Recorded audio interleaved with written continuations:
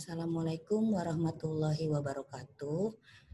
Selamat siang anak-anakku semuanya kelas 10 AKL 1 dan 10 AKL 2 yang pada siang hari ini, di hari Jumat ini, semoga kalian dalam keadaan sehat walafiat, tidak kurang suatu apapun. Semoga kita semua dilindungi oleh Allah Subhanahu wa taala. Amin amin ya rabbal alamin. Sebelum Ibu memulai materi terlebih dahulu, ada baiknya kita membaca basmalah Bismillahirrahmanirrahim. Ibu Arna ingatkan kembali bahwa setiap materi yang Ibu Arna berikan itu terdapat di YouTube channel sekolah. Silakan kalian lihat, kalian simak, kalian pelajari, dengarkan melalui YouTube dan beri tanda hadir atau tulis hadir di kolom komentarnya. Jika tidak, berarti kalian tidak Ibu anggap menghadiri pelajaran mata pelajaran etika profesi. Oke, untuk sekarang kita buka halaman 23, yaitu mengenai pedoman, prosedur, dan aturan dalam industri jasa keuangan. Ya, jadi pedoman, prosedur, dan aturan serta profesi dalam industri jasa keuangan. Oke. Yang pertama, kalian lihat di situ ada pengertian pedoman kerja dan prosedur. Ya, kalian lihat di sini arti pedoman kerja adalah pedoman atau acuan untuk melaksanakan tugas pekerjaan sesuai dengan fungsi alat penilaian kinerja. Jadi acuan untuk melaksanakan tugas pekerjaan sesuai dengan fungsi dan alat penilaian kerja itu apa biasanya? Tolak ukurnya apa? Biasanya itu pedomannya itu berupa tolak ukurnya tata aturan. Atau bisa juga kalau kita mau lihat kedisiplinan dari seorang karyawan, itu bisa kita lihat dari kedisiplinan mengenai absensinya seperti itu. Jadi yang dikatakan pedoman atau acuan untuk melaksanakan tugas pekerjaan sesuai dengan fungsi alat penilaian kinerja, yang pertama bisa dikatakan acuannya adalah aturan kerja, tata tertib, itu bisa kita katakan sebagai acuan, gitu ya, sebagai tolak ukurnya. Tolak ukurnya berarti tentang aturan-aturan kerjanya ya. Lalu di sini juga bisa dikatakan arti pedoman kerja adalah suatu panduan yang menjelaskan secara terperinci bagaimana suatu proses harus dilaksanakan. Nah ini juga sama, panduannya berupa apa? Bisa panduannya itu berupa tata tertib yang ada di suatu perusahaan. Nah lalu di sini kalian bisa lihat di slide berikutnya. Di sini ada di buku kalian ya, di buku kalian kita fokus di buku kalian dulu. Di sini ada tujuan dari pedoman kerja. Tujuannya apa? Yang pertama, memperjelas peran dan fungsi tiap-tiap posisi dalam organisasi. Jadi, kalau kita sudah punya pedoman kerja, kita akan tahu masing-masing tugasnya si A dan si B, dalam arti si karyawan yang satu dengan yang lain itu tugasnya apa, perannya tuh apa, fungsinya apa. Bisa kita lihat dari nantinya kinerjanya dia seperti itu. Lalu di sini yang B ada menguraikan alur tugas, tanggung jawab dan wewenang dari karyawan. Kalau kalian pernah dengar kata-kata job description, itu artinya aturan kerja yang di dalamnya terdapat tugas-tugasnya itu seperti apa. Misal manajer, job desk-nya seperti apa. Misal bagian personalia, job desk-nya seperti apa. Misalkan lagi bagian karyawan atau staff, job desk-nya seperti apa. Jadi job desk itu, job description itu artinya uraian tugasnya dia gitu ya. Jadi tugasnya dia apa nih sebagai karyawan di tempat itu, misalkan seperti itu. Jadi masing-masing punya porsi yang berbeda. Yang tadi Ibu Arna katakan, misalkan manajer job desk-nya apa, nanti direktur apa. Nah nanti di bawah-bawahnya karyawan, staff-staffnya, berikut sampai ke tenaga cleaning service-nya atau OB-nya itu apa, itu sudah punya aturannya. Jadi kita bekerja sesuai dengan job desk yang ada di perusahaan tersebut. Lalu yang ketiga, melindungi organisasi atau unit kerja dari malpraktek atau kesalahan administrasi lainnya. Jadi tujuan pedoman kerja itu yang pertama biar kita tidak ada kesalahan dalam bekerja. Misal yang tadi Ibu Arna bilang, manajer tugasnya apa sih? Misalkan manajer tugasnya apa? Jadi tidak mungkin manajer itu tugasnya misalkan katakanlah dia hanya memantau atau menerima laporan dari si bawahannya mengenai kinerja karyawan. Tidak mungkin dia jarang sekali dia akan terjun langsung untuk mengambil pekerjaan yang harusnya si karyawan laksanakan. Itu biasanya jarang sekali. Jadi tugasnya itu harus sesuai dengan jabatan atau porsinya. Seperti itu. Jadi untuk supaya menghindari malpraktek, intinya biar nanti tidak ada kesalahan. Kan nggak mungkin misal biasanya nih misalkan cleaning service dia tugasnya apa nih gitu kan, misalkan membersihkan misalkan tata ruang kantornya atau apa gitu kan, bagian bersih-bersih, tapi job desk-nya diambil dengan bagian misalkan karyawan personalia, itu kan tidak menyambung ya, maksudnya tidak sinkron, yang ada malah kesalahan nantinya gitu kan, karena kita masing-masing orang itu punya porsi masing-masing, tugasnya apa, ininya apa tuh pasti punya masing-masing gitu kan. Jadi kita harus bekerja dengan berbeda tugas dan kewajibannya seperti itu.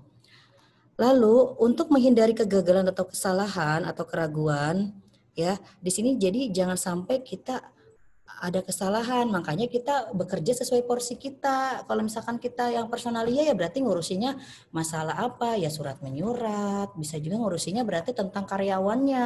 Kan nggak mungkin ngurusin yang lainnya kan. Jadi misalkan kayak personalia berarti dia mengurusi segala macam karyawan dari segi lini, dari segi jabatannya, itu biasanya personalia yang mengatur. Kan nggak mungkin personalia mengatur tugasnya si manajer, kan itu nggak sinkron gitu. Jadi seperti itu. Terus langsung ada memperlancar tugas pegawai. Lalu ada di sini ada mengarahkan petugas yang sama-sama disiplin dan lain sebagainya. Di sini juga ada nih pedoman kerja mempunyai kegunaan sebagai berikut. Pedoman kerja dan alat pendidikan terutama bagi pegawai baru. Maksudnya, jadi kalau misalkan kita terdapat pegawai baru, biasanya kita berikan arahan, kita berikan pendidikan atau pelatihan biar dia bisa mengerjakan tugasnya dengan sebaik-baiknya sesuai yang nantinya dia emban gitu kan, dia ambil. Jadi kalau misalkan ada pegawai baru tanpa adanya pelatihan atau pendidikan, itu akan terjadi kesalahan di kemudian hari seperti itu. Jadi harus ada pedomannya, harus ada aturannya dan alat pendidikannya berupa misalkan pelatihan-pelatihan. Lalu yang kedua, alat untuk menyelesaikan perselisihan dalam hubungan kerja.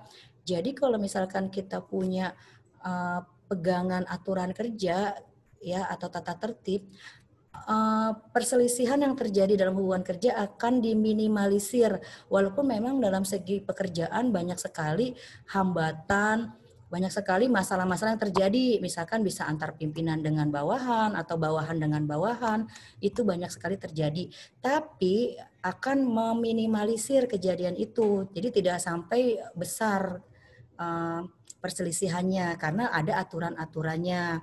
Misalkan punya aturan kalau ada perselisihan akan dikenakan SP atau surat peringatan, itu kan merupakan pedoman kerja juga. Lalu sini ada alat untuk mengadakan pembagian kerja dan mengatur frekuensi kerja yang tepat. Jadi yang tadi Ibu Arna bilang, dikasih aturannya, misalkan job description-nya harus jelas, si A tugasnya apa, si B tugasnya apa, bagian ini tugasnya apa, itu harus beda, nggak mungkin sama. Di sini ada alat untuk mengatur tata ruang kantor. Jadi biasanya tata ruang kantor juga ini ada aturannya juga, seperti apa dibuat, seperti apa diciptakan, itu harus ada aturannya gitu. Nah, di sini ada lagi alat untuk menghindarkan adanya pekerjaan yang bertumpuk gitu. Jadi biasanya kalau di kantor itu misalkan kalian pedoman kerjanya nih, misalkan pedoman kerjanya satu hari menyelesaikan beberapa pekerjaan yang harus selesai, tidak bertumpuk-tumpuk karena nantinya akan memperhambat pekerjaan di esok harinya. Yang keenam, perencanaan kerja dan pengembangannya di kemudian hari. Ini juga sama kayak misalkan tadi kalau menumpuk-numpuk pekerjaan, otomatis perencanaan yang dibuat itu akan dengan sendirinya akan kacau. Lalu yang selanjutnya mengadakan klasifikasi, uraian dan analisis jabatan. Ini juga sama, misalkan jabatannya ini direktur dengan jabatannya sebagai manajer itu pasti akan berbeda. Sesuai kerjanya itu sesuai jabatannya apa pasti perbedaannya juga ke pekerjaannya. Lalu sini alat untuk menghemat waktu bagi pimpinan untuk mengetahui seluruh proses kerja. Jadi kalau kita ada pedoman kerja, kita tahu apa yang harus kita lakukan gitu. Jadi jangan yang bukan pekerjaannya kita kerjakan, itu salah besar gitu ya. Terkecuali mungkin mau membantu, tapi membantu bukan berarti ikut 100% ibaratnya nih ikutan langsung, terjun langsung gitu. Tidak, tapi kalau untuk sekedar sharing itu biasanya oke-oke aja gitu ya. Terus yang terakhir alat untuk mempersiapkan mekanisme prosedur. Jadi prosedur itu kan tadi sama juga kayak pedoman kerja, ada aturan-aturannya. Jadi biar di perusahaan ini jelas gitu, masing-masing orang punya kapasitas berbeda dalam hal pekerjaan. Nah, di sini ya ada lagi pengertian. Di sini kamu lihat halaman 24 ada prosedur kerja, tata kerja, dan sistem kerja. Nah ini ada nih sudah Bu Ana buat. Kalau prosedur kerja itu sama kayak metode kerja ya atau tata kerja di sini cara pelaksanaan atau tugas seefisien mungkin. Jadi ibaratnya ini kita bisa melaksanakan tugas seefisien mungkin, setepat mungkin, secepat mungkin, tepat dan cepat. Lalu di sini ada tata kerja, tata cara kerja ya. Artinya apa? Suatu ilmu yang terdiri dari teknik-teknik dan prinsip-prinsip untuk mendapatkan rancangan atau desain terbaik dari sistem kerja. Jadi kalau tata cara kerja berarti tekniknya gitu. Tekniknya kerja bagian personalnya apa sih tekniknya? Oh, mengurusi si karyawan, baik itu mengurusi keuangannya atau kadang-kadang personalnya itu lebih cenderung ke surat menyurat gitu ya. Surat penyuratnya kan banyak, misalkan ada surat tugas, ada surat peringatan, ada juga misalkan surat cuti karyawan. Jadi yang berhubungan dengan ketatausahaan biasanya tentang surat menyurat itu lebih tepatnya personalia, terutama dia juga mengenangani pengrekrutan karyawan, misalkan karyawan yang baru biasanya masuk ke personalia tuh yang menangani, biasanya seperti itu. Jadi teknik-tekniknya itu maksudnya cara-caranya tuh seperti apa sih cara kerja masing-masing bagian gitu ya. Lalu di sini ada sistem kerja. Sistem kerja itu berarti satu kesatuan yang terdiri dari berbagai komponen atau unsur yang saling berinteraksi dan saling ketergantungan untuk mencapai tujuan yang sudah ditetapkan. Jadi sistem kerja itu adanya satu kesatuan atau kerjasama antara satu dengan yang lain itu saling terkait. Itu sistem kerja gitu kan. Misalkan nih di sini contohnya personalia, dia satu kesatuannya sama apa, bagian apa gitu kan. Jadi misalkan misalkan seorang direktur itu partnerannya berarti sama siapa, manajer atau siapa. Jadi harus ada satu kesatuan komponen yang saling berinteraksi seperti itu. Misalkan komisaris atau owner atau pemilik perusahaan biasanya dengan siapa dia, direktur misal gitu. Nanti direktur ke bawahnya itu ada manajer, ada membawahi lagi divisi-divisinya, dan divisi-divisinya itu ada lagi staff-staffnya itu ada lagi karyawannya. Jadi saling bersinergi, saling berinteraksi, saling berkaitan satu sama lain. Yang terakhir adanya prinsip-prinsip penyusunan prosedur kerja. Prinsip-prinsipnya ya di sini prosedur kerja harus sederhana sehingga mengurangi beban pengawasan. Prosedur kerja harus sederhana sehingga mengurangi beban pengawasan. Maksudnya prosedur kerja itu kalau dibuat jangan yang terlalu bertele-tele atau yang terlalu idealis, artinya yang kayaknya terlalu kaku gitu. Prosedur kerja tuh dibuat sefleksibel mungkin. Jadi biar karyawannya itu merasa nyaman seperti itu. Masing-masing perusahaan itu punya aturan-aturan sendiri ya, punya SOP sendiri. Bagaimana sih cara membuat prosedur kerja yang tidak membebani si karyawannya atau membebani dalam hal pengawasan. Lalu yang kedua, spesialisasi harus dipergunakan sebaik-baiknya, gitu kan. Spesialisasi apa nih? Ya berarti spesialisasi apa? Biasanya spesialisasi mengenai ya aturan kerja, biasanya seperti itu. Nah, terus lalu ada pencegahan penulisan gerakan dan usaha yang tidak perlu. Ini ada misalkan kira-kira nih kata-katanya yang dibuat untuk misalkan membuat suatu aturan atau kalimat atau apapun itu harus yang tadi Bu Ana bilang tidak kaku, fleksibel gitu kan. Nah, terus di sini ada berusaha mendapatkan arus pekerjaan yang sebaik-baiknya. Jadi maksudnya ini kita harus bekerja dengan sebaik-baiknya sesuai job desk-nya yang diberikan oleh pimpinan perusahaan. Mencegah adanya duplikasi pekerjaan, maksudnya mencegah adanya double job gitu ya, atau ada job sampingan itu harus kita hindari karena kita kerja tuh sesuai bidang kitanya aja. Misalkan di situ kita sebagai apa, misalkan supervisor ya supervisor, sebagai pengawas ya pengawas, itu tugasnya. Jadi tidak ada kerjaan yang menumpuk atau kerjaan yang ibaratnya ini duplikasi gitu, jadi merangkap gitu. Itu diusahakan tidak ada seperti itu biar nanti tidak tumpang tindih, jadi bisa konsen terhadap pekerjaannya dia sendiri gitu. Terus di sini harus ada pengecualian yang seminimum-minimumnya terhadap peraturan gitu kan. Maksudnya gini, peraturannya itu nggak kaku. Misal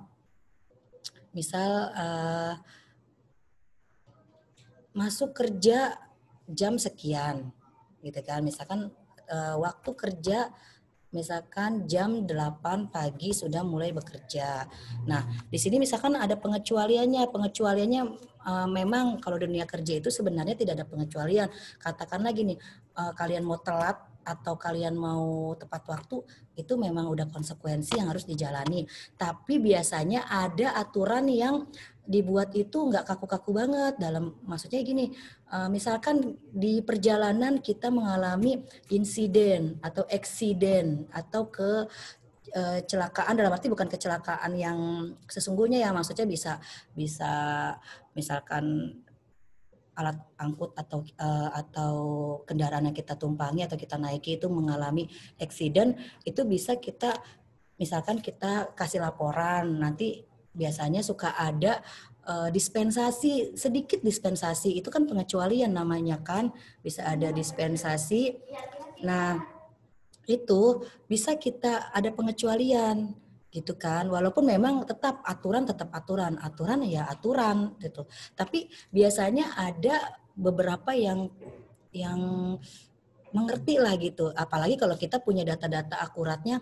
Oh iya, ini kita datang terlambat karena ada eksiden di jalan. Kalau kita kasih laporan yang akurat, itu biasanya ada pengecualian. Maksudnya boleh kita tetap masuk bekerja, tapi ada yang aturannya yang sudah baku, kalau memang terlambat atau sama sekali misalkan kitanya benar-benar terlambatnya mangkir lebih dari beberapa jam, itu biasanya ada nanti dapat SP. Tapi ada juga yang kalau kitanya kasih data yang akurat, itu masih ada dispensasi, ada seperti itu. Jadi tergantung perusahaannya. Biasanya sih kalau perusahaan besar dia tidak mau tahu apa yang terjadi di jalan ya, dalam arti di luar dari perusahaan itu.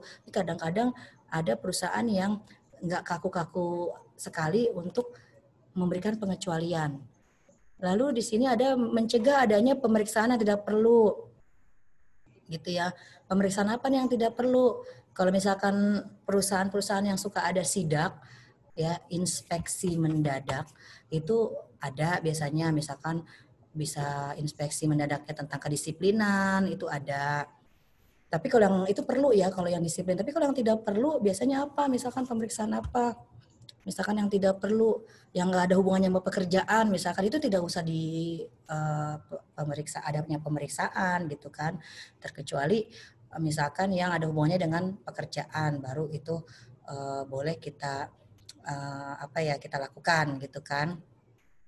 Lalu ada prosedur harus fleksibel dan dapat disesuaikan dengan kondisi yang berubah. Nah, ini yang tadi Bu Arna bilang, kita itu bikin aturan itu harus fleksibel, harus jangan kaku-kaku sekali gitu ya. Jadi harus fleksibel. Jadi jangan terlalu harus begini gitu, harus baku kayaknya gitu, nggak bisa dirubah. Tapi ya kita fleksibel aja. Yang penting kinerjanya kita lihat gitu kan. Terus pembagian tugas yang tepat. Nah, ini tugasnya personalia apa? Kasih tugas yang tepat. Bagian manajer apa tugasnya? Bagian supervisor apa? Itu harus sesuai dengan job desk-nya atau SOP yang ada di perusahaan itu. Jadi jangan nanti tugasnya manajer dialihkan ke bagian apa, atau tugasnya si bagian personalia misalkan itu nanti diambil alih oleh misalkan cleaning service, itu kan nggak sinkron gitu kan. Nah, lalu ada di sini memberikan pengawasan yang terus-menerus atas pekerjaan yang dilakukan. Biasanya untuk mendapatkan kinerja yang bagus dan baik harus ada pengawasan dari siapa? Ini biasanya dari bagian pengawasan, gitu kan. Misal kalau di kantor itu ada supervisor. Kalau misalkan kalian suka dengar itu, kalau di tempat-tempat lain ada mungkin dibilangnya mandor gitu ya, tapi ini kalau di perusahaan itu namanya supervisor. Dia yang harus memantau, mengawasi karyawan-karyawan yang bekerja, dalam arti ini sudah benar apa belum, sesuai sama prosedurnya apa belum, kan seperti itu. Lalu ada penggunaan urutan pelaksanaan pekerjaan yang sebaik-baiknya. Nah itu jadi kalau kita mau bekerja itu yang sesuai dengan SOP, yang sesuai dengan job desk-nya, dilaksanainya itu dengan sebaik-baiknya gitu. Jadi nggak melenceng dari yang tugas yang sudah ditetapkan. Lalu tiap pekerjaan yang diselesaikan harus memajukan pekerjaan dengan memperhatikan tujuan. Nah, tujuannya apa sih kalau kita dikasih pekerjaan? Tujuannya kan untuk apa? Misalkan ya untuk mengerjakan pekerjaan yang sudah diberikan seefektif mungkin, semaksimal mungkin. Nah, di sini ada lagi nih, pekerjaan tata usaha harus dilaksanakan sampai yang minimum. Ini tata usaha berarti yang berhubungan dengan surat menyurat. Lalu yang terakhir, menggunakan prinsip pengecualian dengan sebaik-baiknya. Yang tadi saya bilang, misalkan ada sistem pengecualian. Jangan mentang-mentang dikasih dispensasi oleh perusahaan, besoknya itu telat lagi datang atau tidak disiplin lagi. Jadi biasanya kalau ada orang yang dikasih satu kali kesempatan, akhirnya besoknya seperti itu. Padahal tidak ada kejadian apa-apa, tapi itu buat jadi alasan. Karena awalnya ada pengecualian, tapi ini tidak boleh. Jadi menggunakan prinsip pengecualian dengan sebaik-baiknya, artinya ya kalau memang kita di jalan tidak ada hambatan, ya harus on time, harus disiplin. Kecuali yang tadi Ibu Arna bilang ada accident di jalan. Nah itu ada sistem pengecualian.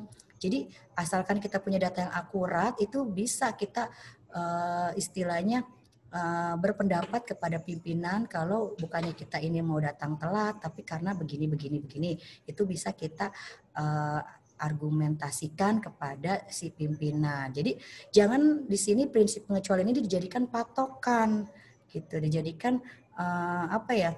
Kayaknya tuh kita tuh merasa enak gitu. Padahal kalau memang kita disiplin ya disiplin, harus disiplin. Kalau memang di jalan kita mengalami hambatan, ya sudah. Yang penting kita sudah kasih laporan, sudah pemberitahuan sebelumnya, sudah cukup.